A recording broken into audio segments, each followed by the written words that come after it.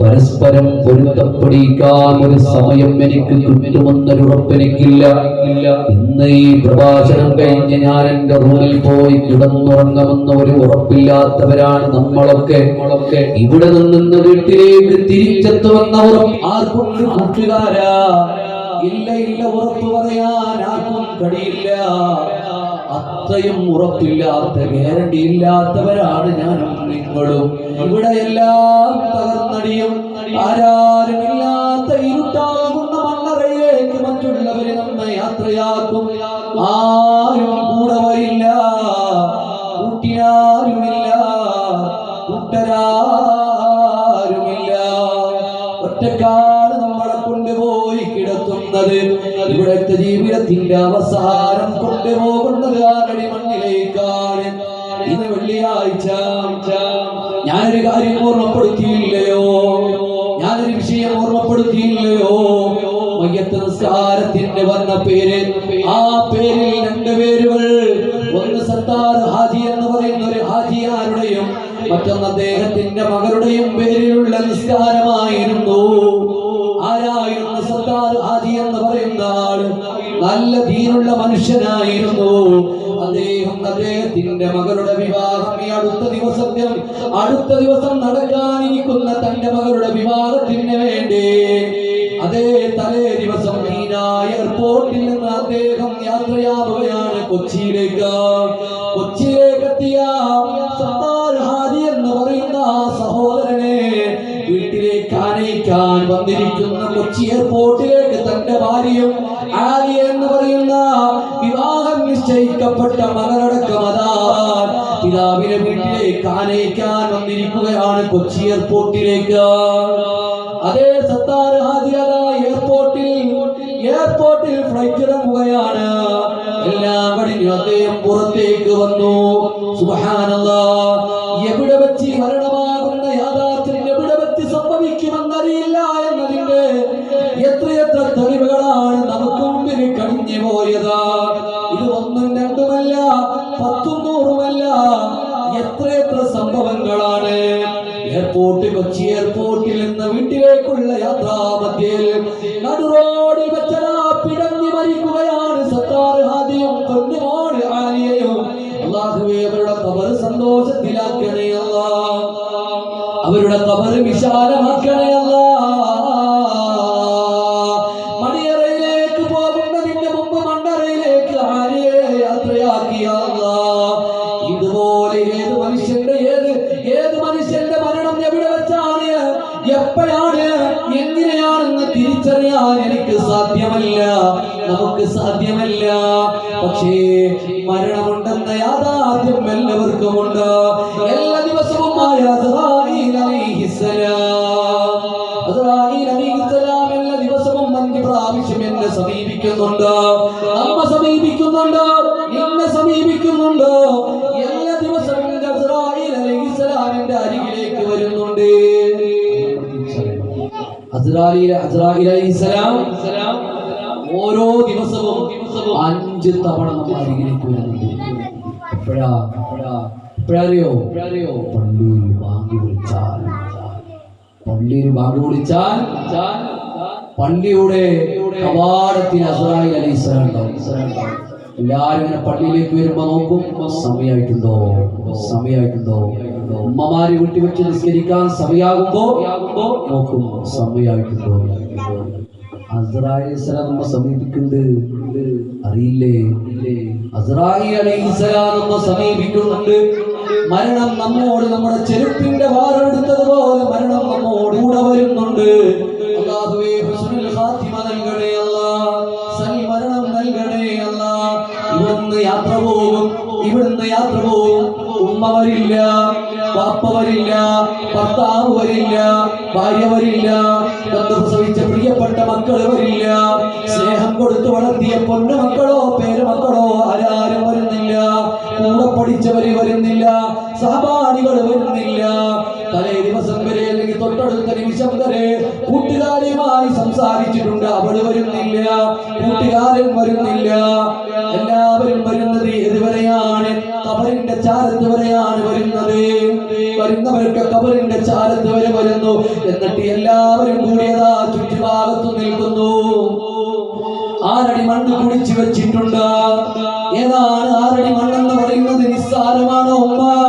നിസ്സാരമാണോ സഹോദര? ഓ പ്രിയപ്പെട്ട സഹോദരി, ഇശാമകരിന്റെ ഇടയിൽ മൊബൈൽ ഫോണുകൾക്ക് മുമ്പില്, ഇന്റർനെറ്റുകൾക്ക് മുമ്പില്, ടെലിവിഷനുകൾക്ക് മുമ്പില് തമസിക്കുന്ന പലരും ഉണ്ടാകും. അല്ലാഹുവേ, ഞങ്ങൾക്ക് നല്ല മനസ്സ് നൽകണേ അല്ലാഹ്. നല്ല ബർക്കത്തുള്ള സമയമാണ് ഇശാമകരിന്റെ ഇടയിലുള്ള സമയം. ഒരിക്കലും നഷ്ടപ്പെടുത്തല്ല, നന്മക്ക് വേണ്ടി ഉപയോഗിക്കണം. അല്ലാഹുവേ, ചിന്തിക്കുന്നത് ഞങ്ങൾ ഉൾപ്പെടുത്തണേ അല്ലാഹ്. 6 അടി മണ്ണിലേക്ക് കൊണ്ടുപോയി യാത്രയാക്കിയാൽ എത്രയേ കബറുണ്ട്, എത്ര വിശാലതയുള്ളൂ. ആ കബറിലേക്ക് താഴ്ത്തി വെച്ചാൽ മണ്ണിനാൽ അലങ്കരിച്ച കബറാണത്. ഇന്നലെ വരെ കിടന്നുറങ്ങിയത് നല്ല മെത്തകളിലാണ്. നല്ല അലമാരയുണ്ട്, നല്ല ഫാനുകളുണ്ട്, AC ഉണ്ട്, എല്ലാ സുഖ സൗകര്യങ്ങളോടെ കിടന്നുറങ്ങിയ വീട്ടിൽ നിന്ന് കൊണ്ടുപോകുന്നത് എവിടേക്കാ? മണ്ണറയിലേക്കാണ് യാത്ര ചെയ്യുന്നത്. ആരാണ് കൂടെ വരുന്നത്? പിതാവുണ്ട്, മകനുണ്ട്, കൂട്ടുകാരനുണ്ട്, സഹപാഠിയുണ്ട്, കൂടെ പഠിച്ചവരുണ്ട്, ഇന്നലെ വരെ സംസാരിച്ചവരുണ്ട്.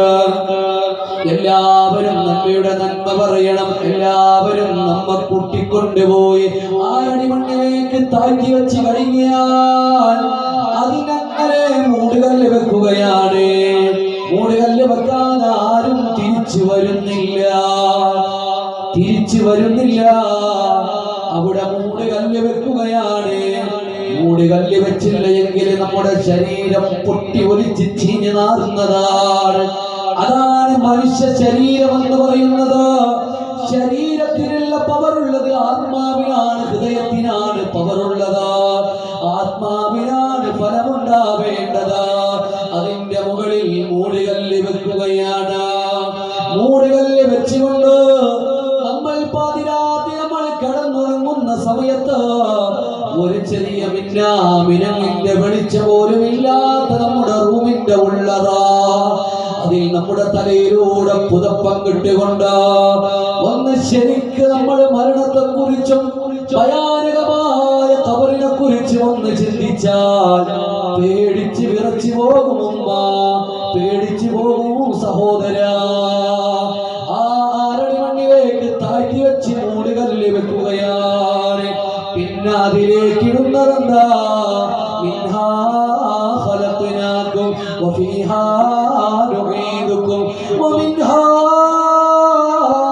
നുഖ്രിജുകും താരതൻ ഉഖ്റാ. അവിടെ വാപ്പ വിളിച്ച് പറയുന്നുണ്ട്, പ്രിയപ്പെട്ട മകൻ വിളിച്ച് പറയുന്നുണ്ട്, കൂടെ പഠിച്ചവരും കൂടെ വന്നവരും എല്ലാവരും വിളിച്ചു പറയുന്നുണ്ട്. ഈ മണ്ണിൽ നിന്ന് ആര് നിന്നെ സൃഷ്ടിച്ചെടുത്തത്?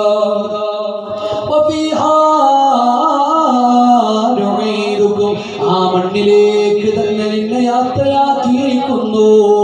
ഇനി നിനക്കൊരു സമയം വരാനുണ്ട്. പടച്ചറപ്പ് നിശ്ചയിച്ച ചൂടുന്ന കാഹളത്തിൽ ഊതുന്ന ഒരു നിമിഷമുണ്ട്, രണ്ടാമത് ഊതുന്ന ഒരു സമയമുണ്ട്. ആ സമയം വരുന്ന സമയം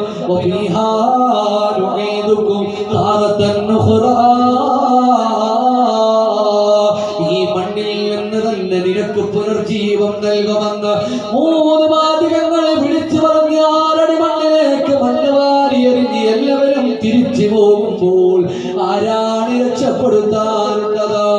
ആരാണ് എന്നെ രക്ഷപ്പെടുത്താനുള്ളത്? ആരാണ് എന്നെ രക്ഷപ്പെടുത്താനുള്ളത്? പിതാവ് വരില്ല, വാപ്പ വരില്ല, ഉമ്മ വരില്ല, ആരും വരില്ല. നമ്മുടെ കൂടെ ഇന്ന് നിന്നാരും വരില്ല. നമുക്ക് പ്രൊട്ടക്ഷൻ നൽകിയവൻ ആരും വരുന്നില്ല.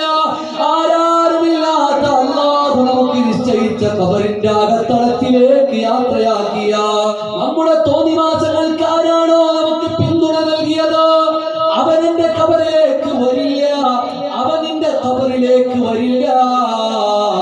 എന്നാൽ ലോകത്ത് പടച്ചറപ്പ് ഒരു ചാൻ മാത്രം വിശാലതയുള്ള ഖബറിലേക്ക് നമ്മൾ താഴ്ത്തി വെച്ചാൽ ആ ഖബറിലേക്ക് പാമ്പുകൾ വരും, ആ ഖബറിലേക്ക് തേളുകൾ വരും, ആ ഖബറിലേക്ക് കടന്നു വരും. അവിടെ നിന്ന് ഈ ലോകത്ത് അല്ലാഹു നമ്മെ രക്ഷപ്പെടുത്താൻ അനുമതി കൊടുക്കുന്ന ഒരേ ഒരു വ്യക്തിയുണ്ടെങ്കിൽ അഷ്റഫുൽ ഖൽഖ് മുഹമ്മദ് മുസ്തഫ സല്ലല്ലാഹു അലൈഹി വസല്ലം നബി മാത്രം. ആരുടെ മണ്ണ് നമുക്ക് രക്ഷപ്പെടണം. അതുകൊണ്ട് പ്രിയപ്പെട്ടവരെ, ആ റസൂലുള്ളാഹിക്ക് വേണ്ടിയാണ് ഇത്രയും സമയം നമ്മൾ ഇവിടെ ഒരുമിച്ച് കൂടിയത്. അല്ലാഹു നമ്മെ ഖബൂലാക്കട്ടെ, അല്ലാഹു നമ്മെ സ്വീകരിക്കട്ടെ. ധാരാളം നന്മകൾ ലഭിക്കുന്ന സദസ്സായി അല്ലാഹു ഈ സദസ്സിനെ സ്വീകരിക്കുമാറാവട്ടെ.